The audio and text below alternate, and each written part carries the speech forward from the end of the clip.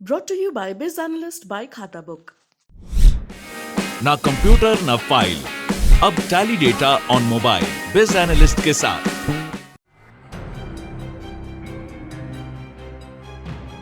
किसी भी देश की तेजी उसकी आर्थिकी से तय की जाती है और ये बिना आपसी साझेदारी के संभव नहीं है और इसके लिए दो देशों के बीच ट्रेड का होना स्वाभाविक है। ट्रेड की जरूरत को समझते हुए और आपसी संबंधों को धार देने की दिशा में यूएई और भारत अब एक साथ आगे बढ़ रहे हैं। इस बीच भारत के केंद्रीय वाणिज्य और उद्योग मंत्री पीयूष गोयल ने उम्मीद जताई कि भारत और संयुक्त अरब अमीरात वस्तु और सेवाओं में द्विपक्षीय व्यापार में 250 बिलियन अमेरिकी डॉलर का लक्ष्य हासिल करेंगे।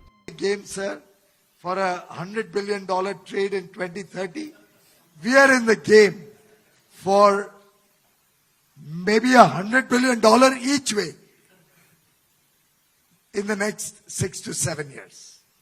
We are in the game for at least a $250 billion bilateral trade in goods and services.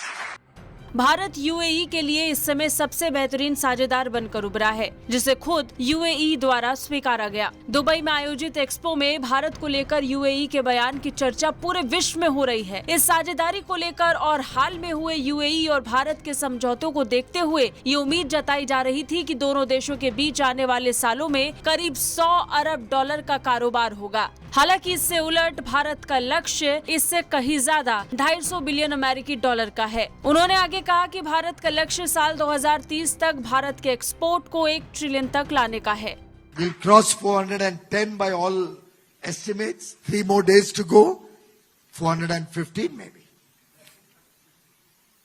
But I'm a greedy person. And I want a larger share of the UAE market in the years to come. Because for me, the target is $1 trillion of export of merchandise from India by 2030.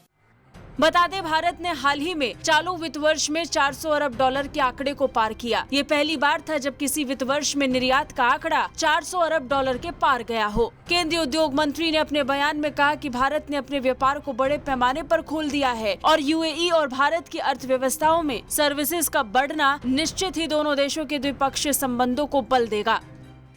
And the UAE will play a very, very important role, particularly as many of you said, it's a gateway to Africa, several countries or entire continent of Africa, other GCC and Middle Eastern countries, the CIS countries, some European countries. This truly opens the doors to significant markets all over the world.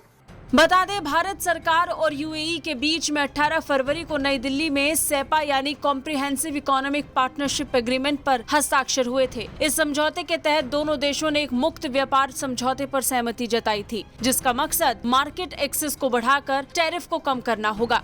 Bureau report, Bharat तक।